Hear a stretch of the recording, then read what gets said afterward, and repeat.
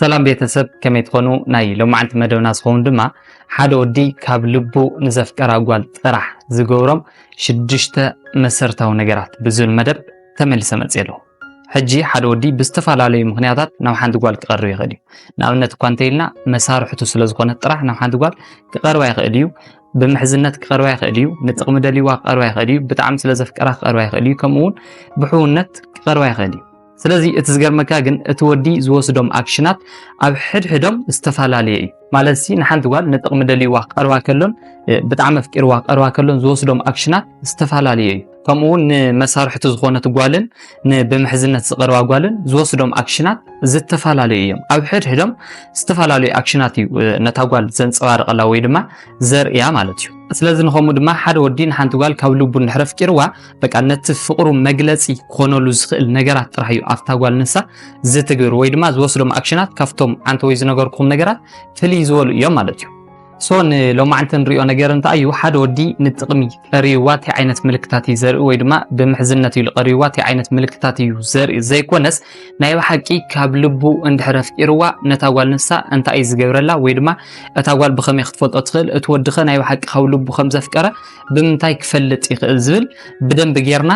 ክንርኢ ኢና ማለት እዩ። ሕጂ እዚ ቪድዮ እዚ ንጓልን ንወድን ኣይብልን ንኽልቲኦም ይምልከት እዩ። ምክንያቱም ሓደ ወዳት ኣለው ብጣዕሚ ካብ ልቦም ኣፍቂሮም እናሃለው ነገር ግን በቃ እቲ ስምዒት ይተሓዋወሶም ነዛ ጓል እዚኣ ሲ ናይ ብሓቂ ኣፍቂረያ ድየ ፈትየያ ድየ በቃ እቲ ስምዒት ህውስውስ ይብሎም ሞ ሽዑ ዝተፈላለዩ ዘይተደለዩ ውሳነታት ዝውስኑ ወዳት ኣለው። ስለዚ እዛ ቪድዮ እዚኣ ንዓኻ እንታይ ኣትጠቕመካ ምናልባት ንሓንቲ ጓል ኣፍቂረያ ድየ ፈትየያ ድየ እናበልካ ትጠራጠር እንድሕር ሃሊኻ ከም ዘፍቀርካያ ርግፀኛ ትኾነሉ ወይ ድማ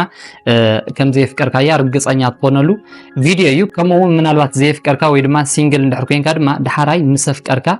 ትወስዶም አክሽናት ቀዲምካ ፈሊጥካዮም ትጸንሕ ኣለኻ ማለት እዩ። ንዓኺ ድማ እንታይ ኣጠቕመኪ እቲ ናባኺ ዝቐርብ ዘሎ ወይ ድማ ኣብ ዙርያኻ ሕልኽልኽ ዝብል ዘሎ ወዲ ናይ ብሓቂ ካብ ልቡ ስለ ዘፍቀረክ ድዩ ኣብ ድሕሪኻ ዕኔኒ ዝብል ዘሎ ወይስ ዝተፈላለዩ ነገራት ደልይኪ እዩ ዝብል ብደንቢ ኣነፂርኪ ትፈልጥላ ቪድዮ ትኸውነላ ማለት እዩ። ስለዚ ነዛ ቪድዮ ላይክ ምግባር ከይትርስዑ ከምኡውን ክሳብ መወዳእታ ምሳይ ፅንሑ ሰናይ ምክትታል።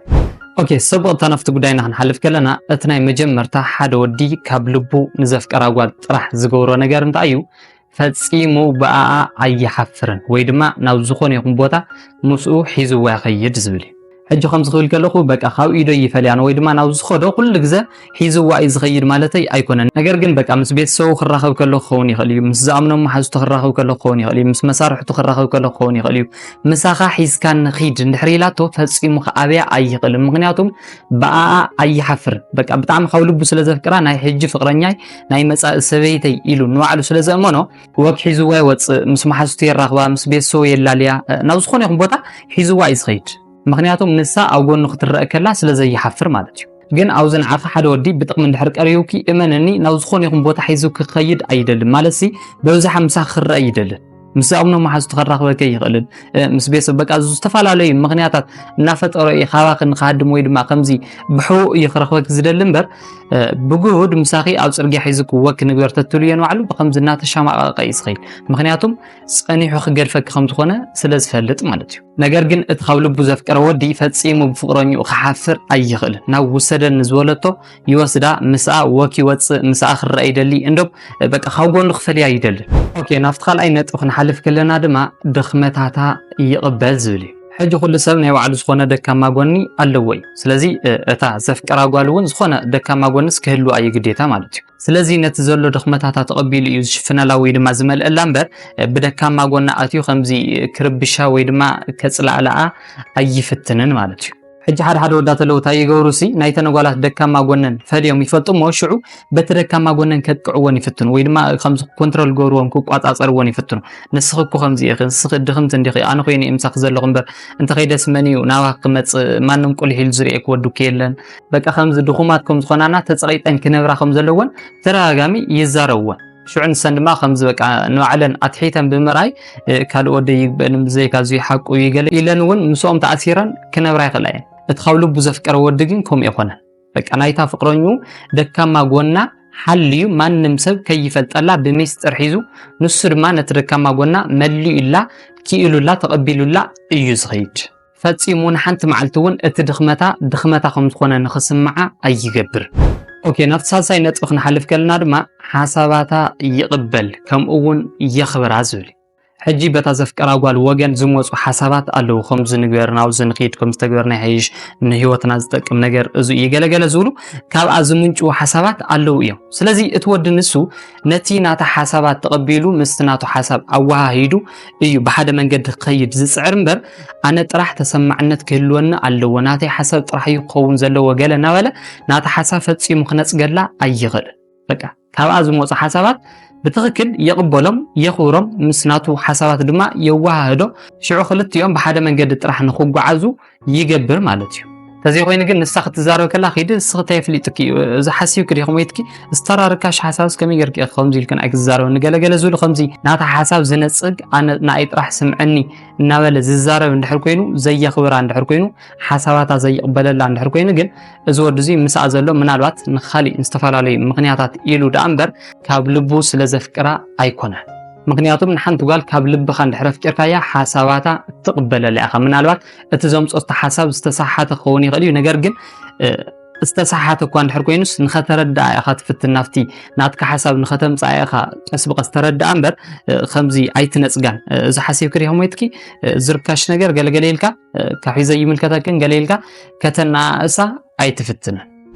ኦኬ ናፍትራው ዓይነት ክንሐልፍ ከለና ድማ ከተጥፍእ ከላ ምዒዱ ይቅርታ ይገብረላ ዝብል حجي جيجا مالت منابرتي دك سواتيو ناتنا منابرتي جيجا كلاتنا نساحاتنا نجاجينا سلازي اتفقرني اون كتجاجا تساحات خليا سلازي او تساحات له ويدما او تجاجي له ساعات ميعيدو ايو يقرتا زغبرلا امبر بقى بتحانت استجاجيتا ነገር ሒዙ خابان خادم نخفالالو يقلطيف وسانه ايوسنه እዚ ማለት ግን እቲ ጌጋታት ወይ ድማ እቲ ስሕተታት ደረጃ አለው ወይ ናብነት እታጓል ነትወዲ ኣብ ልዕሊኡ ካልወድ እንድሕር ደርያትሉ ካብ መሰረቱውን ኣይተፍቅሮ ነራ ስለዚ ክገድፋ ይኽእል ምንም ዓይነት ዕድል ዘይክህባ ይኽእል ነገር ግን አለው ደቀቅት ጌጋታት አለው ሶ ኣብቲ ሰዓት ንሱ ንፍቅረኛው እና ማዓደ ይቅርታና ገበረ ንኸረዳ ናፍቲ ትክክለኛ ዝኾነ ህይወት ንኸምፃ እዩ ጽዕር እምበር ቀልጢፉ ንኽገድፋ ወይ ድማ በቲ እዚ ፈጽሞቶ ጥፋኣታትና ልዕለ ንኽወቕሳ ኣይረአን ማለት እዩ ስለዚህ ንዓኺ አውዝ خزاخرك ዝደሊ ፍቅረኛኺ ብተደጋጋሚ እናጥፋኺ ይቅርታ ዝገብረልክ እንድሕር ኮይኑ ዝምዕደክ እንድሕር ኮይኑ ስለዘፍቅረኪ ምሳኺ ክነብር ስለዝደሊ ከባኺ ክፍለ ስለዘይደሊ ጥራሕን እንዳይምበር ከምዚ አሻገር ከይትወሰድዮ ወይ ድማ ኩል ነገር ዘይርድኦ ከይመስለኪ ስለዚህ ነዚ ፈሊጥክ ንስኺ እቲ ተጥፍዮ ዝነበርክ ጥፋታት ቅንስ ተተብልና ናፍቲ ሓሳቡ ተስማዕሚዒኺ ተትመጺ ይምረጽ ምክንያቱም ሓደ መዓልቲ ንዓኺ ይቅርታ ምግባር ረብሪዎ ሰልቺዎ ክኸይድ ከባኽርሕ ስለዝኽእል ማለት እዩ ኦኬ ናፍቲ ሓምሻይ ነጥብ ክንሐልፍ ከለና ድማ ግልጽን ተኣማናይን ይኾነላ ዝብል ሕጂ ሓደ ወድን ሓንቲ ጓል ብጣዕሚ ካብ ልቡ እንድሕር ፍቂርዋ በቃ ግልጽ ይዝኾነላ ንዓኣ ምንም ዓይነት ነገር ኣይሓብኣን ሞባይል ካባቴላቶ ሞባይሉ مساخ توعل مساخ تحضر تخيل يا منم عين زحوا انا غير يلم مخنياتهم كافتا غوال نسا وصاي ካልኦት ዋልድ ስለዘይጥምት ንኹም ድማ ተኣማናይ ውን ይስኮነላ ማለት እዩ ስለዚህ በቃ በሐጽሩሲ እታ ጓል በተወድንሱ ኦፎይ ንኽትሉ ወይ ድማ ዕረፍትን ክስማዕ ምንም ዓይነት ምጥርጣር ንኸይስማዕ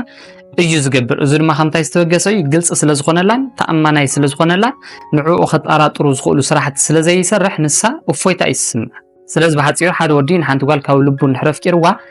ነፃን ግልጽን ተኣማናይን እዩ ዝኾነላ ማለት እዩ ኦኬ ናፍቲ ሻርሻይ ናፍቲ ናይ መጨረሻ ነጥብ ክንሓልፍ ከለና ድማ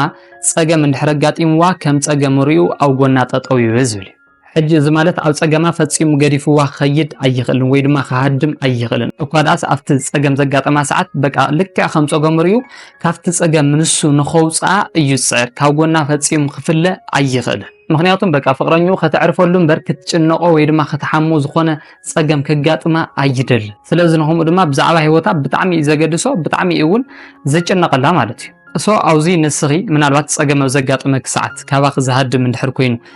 ከምዚ ነገር ከጋጢሙኒ ኢልክ ፀገም ከተካፍሉ የከለኺ ናይ ምህዳም ምልክታት ዘርኤክ እንድሕር ኮይኑ ግን ምናልባት ንዓኽ ምንም ዓይነት ኢንተረስ ወይ ድማ ተገዳስነት የውልን ማለት እዩ ነገር ግን ንዓኺ ክብል ዋጋ ዝኸፍል እንድሕር ኮይኑ ኣብ ፀገም ኩሉ ግዜ ዝርከብ እንድሕር ኮይኑ ኣብ ጎኒ ክጠጠው ዝብል እንድሕር ኮይኑ ግን እዚ ወዲ እዚ ስለዘፍቅረክን ንመጻኢ ህይወቱ ስለዝሓርየክን መናውርቱ ሰበይቱ በዓልቲ ቤቱ ክትኮኒ ስለዝደልየክን ጥራሕን እዩ ናይ ሎማዓንቲ ዝነበረት መደብ እዚኣት መስል ነዛ ቪድዮ ፈቲኹም ክትኮኑ ተስፋ ይገብር እንተ ተመቻትኩም ግን ላይክ ምግባር ከይትርስዑ ከምኡ እውን ነዛ ቻናል እዚኣ ሓደሽቲ ሰባት እንተደኣሊኹም ሳብስክራይብ ብምግባር ናትና ቤተሰብ ምዃን ትኽእሉ ኢኹም ክሳብ ብኻልእ መደብ ዝምለስ ሰሰናይ ንኣኹ